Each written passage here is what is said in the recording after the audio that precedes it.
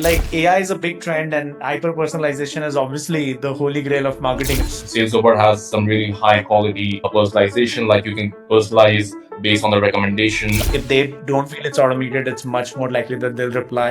Of all the people that joined the discovery call, we had about 50 to 60% conversion. What are some of the mistakes you made when you first started doing cold outreach? When I first started doing cold outreach, I was not using any auto.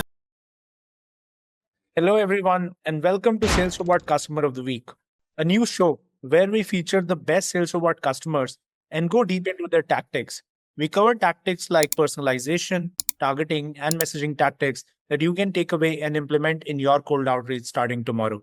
Today, we have Priyanshu from Dolta, a B2B lead generation agency. Welcome to the show, Priyanshu. Thank you. Thank you for having me, Saurav. Awesome. Let's get right into it. What do you do for businesses and how do you make money? So I help B2B businesses make more money using LinkedIn. How we do it is we get them high quality, ready to buy B2B leads using LinkedIn, email, and phone calls. So that's primarily what I do. Awesome. So let's get into your process. I saw a few of your campaigns. Obviously, we can't talk about specific campaigns because of your client relationship, but let's talk more generally about your process when it comes to targeting. How do you figure out how to build a good list for a client and what's your process? Do you have any secret tips to share? Yeah, I do. So basically, it all comes down to targeting. You want to reach out to relevant leads. You want to make sure that they're actively looking for your service. Get as much intent data as possible. So what we do is we have an ABM approach. So we get a list of the best clients and we get a lookalike of those clients using Panda Match and Ocean. And once we have the list of companies, we go on Apollo.io or ZoomInfo, find all the key decision makers, and we categorize them into three different priorities. So there's priority one, priority two, and priority three. So obviously, if you're selling some marketing services, you want to go after the CMO first. It also really comes down on the headcount of the company. If it's a really big company, you want to speak with the CMO. But if it's a small company or a startup, you are better off speaking with the CEO. So the CMO, the CEO, you might want to put them in priority one, and then anyone else who's sort of like a decision maker or influencer, you can keep them in priority. And anyone who's sort of a gatekeeper usually want to back and info you to the decision makers. It's always better to keep them in your list, and you can keep them in priority three. So that's usually how we get the data. Because if you don't have the right audience, it doesn't matter how well you resonate with the scripts. You're not going to resonate with them. Because they're not looking for your services. Yeah, that's great. So do you have any specific client stories? Obviously, don't name the client, but maybe a client that you ran this process with, and what did that exact process look like? Yeah, absolutely. So we have a really big client based out of Canada. They're an investment bank and they help other people set up their real estate syndicates. So the minimum check size would be about $6,000, and then they go all the way up to $20,000. So what we did is we went on the go high level. We got a list of all the leads in the last 2 to 3 years, and I basically did the same thing. Found a lookalike audience. We got about 20,000 people, and we used the prospect list function of SalesRobot to manage targeting the same list using 20 different LinkedIn accounts. And we created all the scripts. SalesOver has some really high quality personalization, like you can personalize based on the recommendation and other data that you can find from the profiles. So we set up the entire campaign. And one thing we did is that we really use the integrations of SalesRobot to send the data of the first connections to go high level. And we also enriched it with the phone numbers. So whenever someone would connect with us, we will call them. That's usually we have found really increases the conversion rates from having a conversation to actually getting them on a call with you.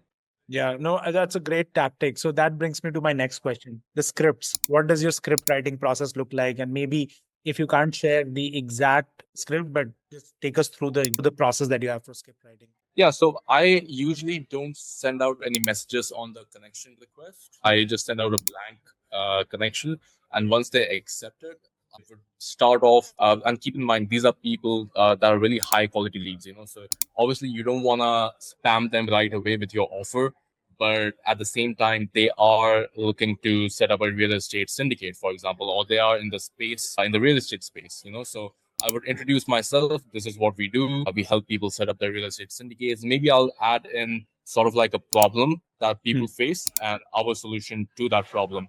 The same way you would sort of make a Facebook ad copy. So keep it very short, and then you can add some social proof as well of how many clients you've worked with.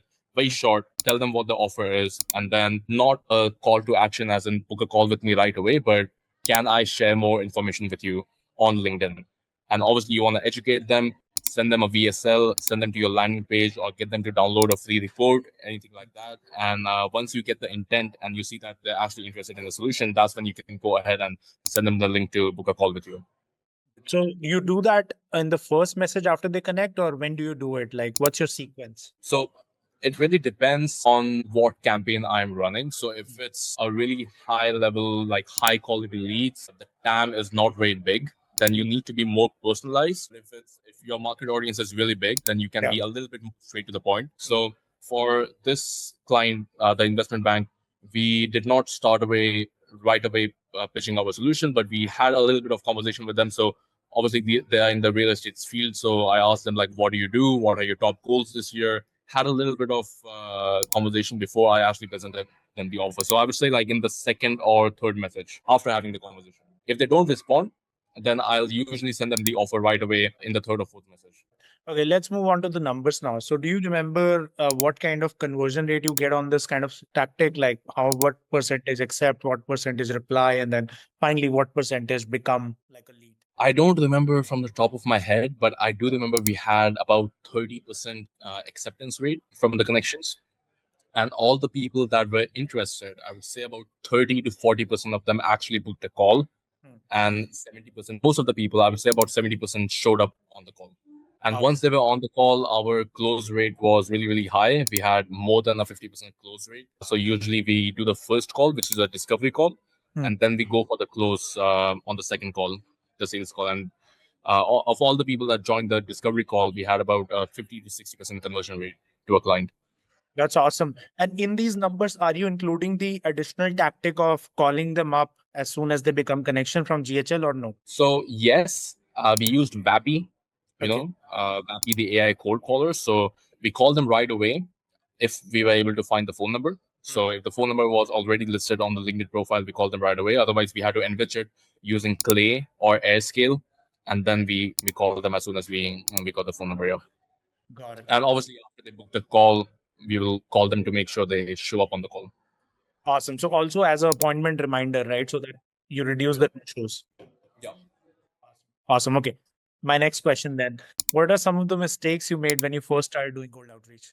All the rookie mistakes, like my targeting was not right. Yeah. I was when I first started doing cold outreach, I was not using any automation tools. So Yeah. I was doing it Manually? manually. Yeah, manually, and like my copy was like straight away just pitching my services. There was no social proof, Yeah. nothing like that. So I think it's a combination of the tools you use, the people you target, and what you say, and also of course how well you manage the campaign. Because if you have multiple accounts running, you want to make sure you have a unibox or a system in place to effectively convert those conversations into calls. But yeah, just the basic mistakes. Like the messaging was really off, I would say.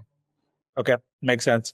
All right. On to my final question then. What are some of the things you're excited about trying to improve your cold outreach process? AI, hyper personalization using Hyperice, personalized GIF, personalized AI voice notes using voice cloning. So I can record my voice and then I can send out voice notes without me actually having to do it. And yeah, just AI in general. Awesome. So fun bit of news for you. We are actually releasing our AI voice note capability tomorrow. So you can Really? Yeah, so you came Wow. in at a very interesting time. Yeah, we're actually releasing that tomorrow. But yeah, like AI is a big trend, and hyper personalization is obviously the holy grail of marketing, right? Because you're marketing to an audience of one, right? If they don't feel it's automated, it's much more likely that they'll reply. So I'm excited about the future. Again, that is all the time we have. Priyanshu, thank you so much for making the time. This was extremely useful for me. And if people want to connect with you, where can they find you? They can find me at Priyanshu at Dolta.io. I don't mind sharing my phone number. My phone number is +44 781 80234220. Or you can just search up Dolta or Priyanshu on LinkedIn. Awesome. So some AI will probably transcribe this from our YouTube and put it in their database. So yeah, this will happen. Awesome. Thanks, Priyanshu. Thanks for making the time. Thank you so much, Saurav. Take care.